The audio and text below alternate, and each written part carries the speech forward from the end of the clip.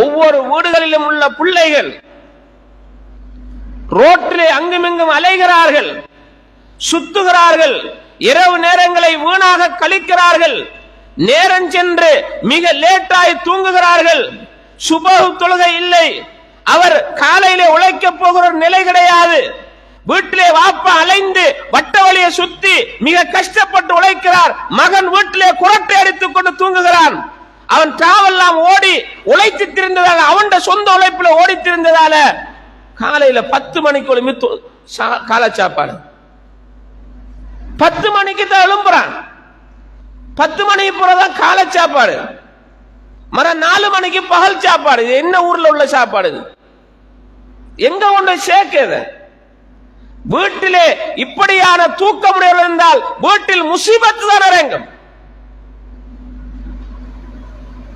பூரிகலி உம்மதி ஃபீ புகூரிஹா, என் சமுதாயத்தில் அதிகாலையில் யார் வேலை செய்கிறார்களோ அவர்களுக்கு அல்லாஹ்வுடைய பரக்கத் கிடைக்கும் என்று அல்லாஹ்வுடைய தூதர் சொல்கிறார்கள். அதிகாலையில் செய்கிற வேலைகள் அதுல பரக்கத் இருக்கிறது. அதிகாலை நேரத்தோடு நம்முடைய வேலைகள் ஆரம்பிக்கப்பட வேண்டும். அதற்காக நேரத்தோடு தூங்கணும், நேரத்தோடு உறங்க வேண்டும். அப்பதான் நம்ம அல்லாஹ்வுக்கு செய்ய வேண்டிய கடமைகளை செய்யலாம். ரசூல் ஸல்லல்லாஹு அலைஹி வஸல்லம் அவர்கள் ஒவ்வொன்றுக்குரிய உரிமைகளை கொடுக்க சொன்னார்கள். இன்னலி ஸௌஜிக அலைக ஹக்கா, இரவு நேரத்தில் உன் மனைவிக்குரிய உரிமை இருக்கிறது. வலி ஸௌரிக அலைக ஹக்கா, உன்னுடைய விருந்தாளி கொடுக்க வேண்டிய உரிமை இருக்கிறது. வலி ஐனைக அலைக ஹக்கா, உன் கண்ணுக்கு கொடுக்க வேண்டிய உரிமை இருக்கிறது. வலி ரப்பிக அலைக ஹக்கா, அந்த இரவில் அல்லாஹ்வுக்கு கொடுக்க வேண்டிய உரிமை இருக்கிறது. ஃபஆதி குல்ல ذي حق حقا, ஒவ்வொரு உரிமையையும் உரிய முறையில் அவனுக்கு அதை கொடுத்துவிடு என்று அல்லாஹ்வுடைய தூதர் சொல்கிறார்கள். அப்ப நம்ம இரவு நேரம் என்பது அல்லாஹ்வுடைய அத்தாட்சி, அல்லாஹ் நமக்கு வழங்கிய மிகப்பெரிய அருள், அல்லாஹ் நமக்கு தந்த பெரிய நிஅமத் என்று நாம் தெரிந்தால் அந்த இரவில் முழிச்சிட்டு இருக்கலாது, ரோட்டு சுத்தலாது, ரோட்ல நின்று போன் பேசிக் கொண்டிருக்கக்கூடிய நிலை நம்மிடத்தில் வரக்கூடாது. அது இல்லாமல் வீடுகளுக்குள்ளே நாம் ஒதுங்க வேண்டும் நேரத்தோடு. வீட்டுக்குள்ள போனாலும் வீட்டுக்கு இருந்து தூக்கம் இல்லை.